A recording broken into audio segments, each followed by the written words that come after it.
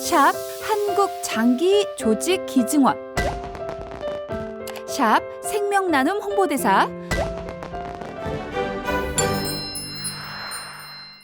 아니 근데 그 통은 뭐예요? 그 안에 뭐 들었어요? 심장이요. 심장. 아니 그러면 그 이식 수술을 하는 거예요? 네.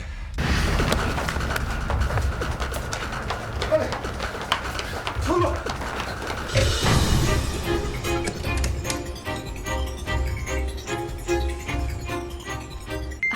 한국장기조직기증원, 이게 어떤 곳인지 좀 소개를 부탁드릴게요. 국내 유일의 장기 구독 기관으로서 보건복지부가 지정한 공공기관입니다. 병원 그리고 유가족 그리고 기증자 곁에서 기증 절차를 수행하고 있습니다. 직업이 장기조직 코디네이터란 말이죠. 저희 코디네이터들은 근무 경력 간호사로서만 지원이 가능합니다. 간호사. 네. 그럼 원래 간호사 출신이세요? 예, 팀장님도? 저도 중환자실에서 3년간 간호사로 일을 했었습니다. 그러셨구나. 장기 기증, 조직 기증이 원활히 이루어질 수 있도록 의료진과 그리고 보호자 면담을 통해서 네. 내사 판정 절차와 기증이 무사히 완료될 수 있도록 중재하는 역할이라고. 자, 바로 옆에 우리 오수진 기상캐스터님, 심장 이식을 통해서 새 삶을 살게 되신 분이십니다. 3년 전쯤에 심장에 이상을 어. 느껴서 병원을 네? 갔는데 지금 기능이 엄청 많이 떨어져 있다. 그럼 기상캐스터 일을 하고 계실 때예요? 네네네. 유튜브로 막 재밌는 개그 프로그램을 막 보고 있었는데 막 너무 웃긴 거여서 깔깔깔깔 막 웃고 있는데 갑자기 어느 순간부터 숨 쉴 타이밍을 못 잡겠는 거예요. 깔깔깔깔깔 하면서 하면서 숨이 넘어가는 거예요. 그 길로 바로 응급실에 혹시나 해서 찾아갔는데 심장의 기능이 18%밖에 남아있지 않다. 중환자실에 입원하고 나서부터 이제 더 상황이 급격하게 안 좋아지더라고요. 진짜 모르고만이 넘어갔으면 큰일 날 뻔한 상황이네요. 네. 그날 바로 이식 받아야 된다라는 얘기를 바로 들으신 거예요? 사실 저는 저한테 남은 방법이 그거밖에 없다는 거를 몰랐었어요. 퇴원해서 이제 건강한 삶을 찾을 수 있겠지? 별거 아니겠지 네, 생각하셨군요. 아니겠지라고 그렇게 누워 있었는데 그냥 기침이 계속 나는 거예요. 폐에 물이 차서 네네. 심장이 기능을 안 하니까 그 외의 장기들이 이제 일을 안 하기 시작하더라고요. 어머 그래서 세상에. 정말 어제만 해도 TV에 나와서 뉴스를 하던 애가 걱정했는데. 다음날 추석기까지 이렇게 달게 되는 상황까지 결국에는 버티지 못하고 정신을 잃었고 일어나서 수술을 잘해줘서 잘 고쳤나 보다 생각을 했는데 그때 이제 부모님이랑 의료진이 다른 분의 심장을 받게 됐다. 저희 가족한테는 정말 기적인 거죠. 이렇게 눈물 날 것 같아. 아니, 그 와중에 결혼 날짜를 받아놨어요? 결혼하기 2주 전에 제가 이제 병원에 들어가는 바람에 결혼 예비 신부 신랑은 어떻게? 나 너무 슬프다. 이거 되게 스토리가 이거 영화감인데요. 아버지가 이제 그 예비 신랑한테 네. 자네 이제 그만 떠나도 된다. 어떻게 너무 슬퍼. 이거 영화 맞잖아요. 영화 맞잖아요. 아 진짜 예. 네, 이식이라는 게 얼마나 어려운지 아시고 그쵸, 이제 예. 딸 하나가 이식을 바라보고 있어야 된다는 사실을 알고 나서부터는 마음의 정리를 하셨던 것 같아요. 그 기간이 얼마나 된 거예요? 의식을 잃고 나서 깨어나 보니까 한 사나흘이 지나 있었더라고요. 네. 굉장히 빨리 장기를 기다리고 있는 환자만 해도 우리나라에만 해도 얼마나 많고 그쵸. 또 얼마나 오랜 동안 기다려야 되는데 제가 사나흘 만에 됐다는 것 자체가 굉장히 기적. 천운이에요. 그쵸. 예. 이식 대기자의 순위라는 게 있잖아요. DNA나 혈액의 일치도, 응급도 얼마나 이 사람이 급하냐. 여러 가지 항목이 되게 많대요. 그건 굉장히 공정하게 호노스라는 기관에서 몇 점의 그 점수로 순위가 계속 바뀐다고 하더라고요. 제가 이제 에크모를 달고 너무 응급해지는 상황이 됐고 여러 가지 항목에 부합하게 돼서 제가 조금 빨리 받게 된. 자, 우리 최준 팀장님께 좀 여쭤볼게요.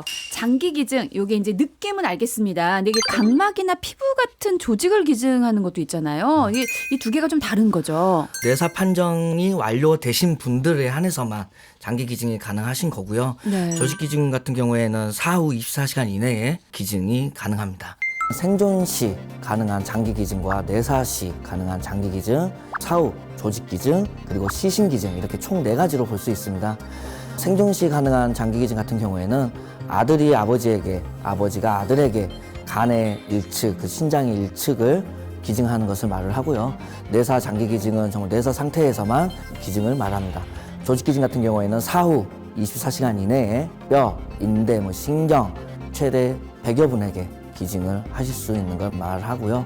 시신 기증은 의과대에게 교육용으로 기증하는 것을 말합니다. 뇌사랑 식물인간이랑은 같은 건가요? 다른 건가요? 저희가 엄연히 구분을 짓고 있습니다. 뇌사 상태는 뇌간을 포함한 전체가 손상을 입어가지고 호흡도 할 수가 없고 뭐 다른 장기 기능이 계속 떨어지는 상태를 말을 하고요. 식물인간 상태는 수주, 수년 이내에 회복이 가능한. 그럼 식물인간은 다시 살아날 수 있는 기회가 있기 때문에 기증이 불가능한 거고 뇌사로 판정이 된 상태만 기증이 가능하다. 맞습니다. 우리나라는 전 세계적으로 비교했을 때 뇌사 판정 과정이 굉장히 엄격하게 되어 있습니다. 크게 총 4단계로 이루어져 있는데요. 1차 뇌사조사, 그리고 2차 뇌사조사, 그리고 뇌파검사, 마지막으로 뇌사판정위원회 이런 단계들을 거쳐서 최종 뇌사를 진단을 받게 됩니다. 우리나라에서는 뇌사 추정자 신고제라는 게 2011년도부터 법으로 의무화가 되어 있습니다. 그래서 네. 뇌사 추정자를 진료한 의료기관의 장은 저희 기관으로 통보를 하게끔 되어 있어서 뇌사자 가족에게 장기 기증제 얘기를 꺼내야 되잖아요. 어떤 마음으로 얘기를 꺼내시는지. 슬프고 애통하고 계시는 가족분들한테 기증을 언급하는 거는 10년을 해도 어려운 일입니다. 그런 슬퍼하시는 상황에서 안녕하세요 하고 만나 뵙지는 못하고요. 제가 만나러 오기 전에 이미 주치의 선생님께서 이런 뇌사 상태와 뇌사 추정자 신고제에 대해서 보호자에게 언급을 해놨기 때문에 저희가 이러이러한 상황에 대해서 보호자님을 만나 뵈러 왔습니다 라고 말씀을 드리고 있습니다. 기억에 남는 기증자도 있으신가요? 최근이었어요. 최근 한 20대 기증자분이셨는데 어렸을 때부터 불치병에 걸리셔가지고 병상 생활을 꾸준히 오래군요. 하셨던 분인데 결국 네. 그 병이 악화되셔서 뇌사 상태로 진행이 되셨습니다. 마지막 면회 시간 때 어머님께서 지금이라도 네 스스로 떠나라 아들아 제발 부탁이다 이렇게 말씀을 하시더라고요. 진짜 울어요. 아니 엄마가 어떤 마음일까를 생각하니까 20대면은 이식을 할 수 있다는 얘기를 이식하고 나서 이제 아신 거잖아요. 네, 이식을 네. 했다는 걸 들은 거죠. 어땠어요? 사실 제가 살아났다는 건 누군가는 세상을 떠났다는 거고 그쵸. 코너스로 정말 그분에게 받은 시간을 어떻게 잘 소화해낼 수 있을까 어딘가에 계실 기증자 가족분들께 네. 심장이 어딘가에서 잘 뛰고 있고 열심히 살아내고 있다는 걸 보여드리기 위해서 활동을 시작해야 되겠다라고 다시 생각을 하게 됐던 거고 저와 비슷한 상황에서 이제 이식을 기다리고 있는 환자분들이 조금이나마 희망이 될 것 같아요. 저는 오수진 기상캐스터님의 이런 사연들이 많이 알려지면 기증하려고 하시는 분들도 많이 생길 것 같고 경험을 나누는 것만으로도 이거는 분명히 가치가 있다라는 생각이 들거든요. 장기 기증 오해야 오해. 장기 기증 시에 기증하고 싶은 사람을 지정할 수 있다. 어느 정도는 오입니다. 정해 놓을 수는 없는데요. 네. 제 가족, 제 사촌이네 친족까지는 이식 대기자가 있다고 하면 친구까지? 받을 수가 있어요. 이거는 정말 좀 좋긴 하네요. 장기 기증을 하면 유족들에게 사후 처리를 떠맡긴다. X입니다.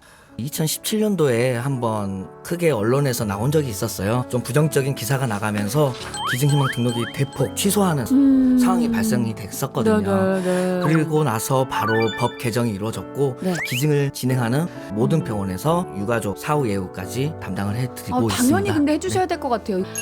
저희 기관에 사회복지사 선생님들이 있으세요. 그래서 직접 병원에 나오셔가지고 보호자분들과 사후 서비스에 대해서 안내를 해드리고 수술 들어가기 직전에 저희가 마지막 면회를 진행을 하는데요. 그 방에 있는 의료진들 모든 의사 선생님들, 간호사 선생님들, 그걸 코디네이터 묵념을 하고 추모사를 하고 그 이후에 수술이 들어가고 있습니다.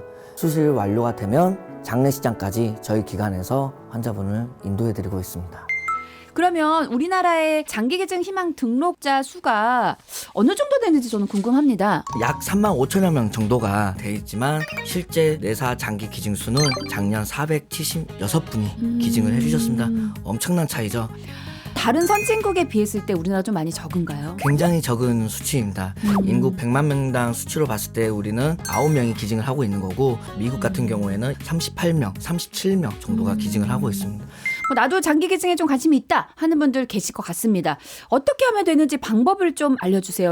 현장에 방문을 해서 그리고 온라인이든 우편이든 다 가능합니다. 저희 기관에서도 희망 등록을 받고 있고 병원, 보건소 그리고 비영리 단체들 네. 굉장히 많은 데서 하고 있기 때문에 네네. 가장 가까운 곳에서 보건소에 전화해서 저 장기 기증할게요 이렇게 대뜸 말해도 되는 네네 거예요? 그렇게 하셔도 돼요. 오, 그럼 병원 아무 병원에 가서도 네, 장기 이식 센터가 있는 큰 병원에 가시면 안내를 친절하게 해주시군요. 안내를 다 해드리고 있습니다. 기증망 등록을 하면 네. 주민등록증에 이게 붙일 수 있는 뭐 생명나눔 이런 거 이렇게 우리 기증원에서 제공하는 리플렛이나 아니면 신분증이나 차량용에 부착할 수 있는 스티커 자, 우리 오수진 기상캐스터님도 아마 등록했을 것 같아요. 네, 저는 예. 이제 이식 받기 전에 2014년에 네. 등록을 이미 해놨는데 오, 그래서 복 받았나 보다. 네. 우리 또 팀장님도. 아 당연히 당연히 그러게요. 그래도 건강하게 오래오래 잘 사셔야 됩니다. 우리 아, 예, 팀장님. 알겠습니다. 예, 제가 좋은 일 많이 최근에 해주시고. 또 암을 극복했기 때문에 예. 올해 3월에 갑상선암을 진단을 받았어요. 그리고 5월에 수술을 하고 방사선 치료까지 해서 11월에 완치 판정을 받았습니다. 저희 와이프도 작년에 암이었었거든요. 13시간이 넘는 와이프의 수술을 지키면서 그 전에는 느껴보지 못했던 감정들이 그때 아마 모든 걸 느껴봤던 것 같아요. 기증 수술이 대략 저희가 10시간 정도 소요된다고 말씀을 드리거든요. 기증 하시는 분이랑 저희 와이프 상황은 다르지만 마음은 비슷할 거라 생각이 됩니다. 예전에는 만약 추상적으로 공감을 했다면 지금은 가족분들에게 직접 그 느낌을 알 수 있을 정도로 사랑하는 가족을 떠나 보내고 얼마나 깊은 슬픔에 빠져 계실지 제가 가늠조차 할 수 없지만 그 어려운 결정이 어떻게 꽃피워지는지 계속해서 보여드리고 싶습니다. 당신이 준 이 심장 여기서 잘 뛰고 있습니다. 장기 기증은 생명을 잇는 달이다. 삶의 마지막에 줄 수 있는 선물이잖아요. 그 선물로 인해서 다른 아프신 분이 새 생명을 얻고 다시 건강하게 심장이 뛰고 세상을 바라볼 수도 있고 정말 이것보다 더 숭고하고 귀중한 일은 없을 것 같습니다.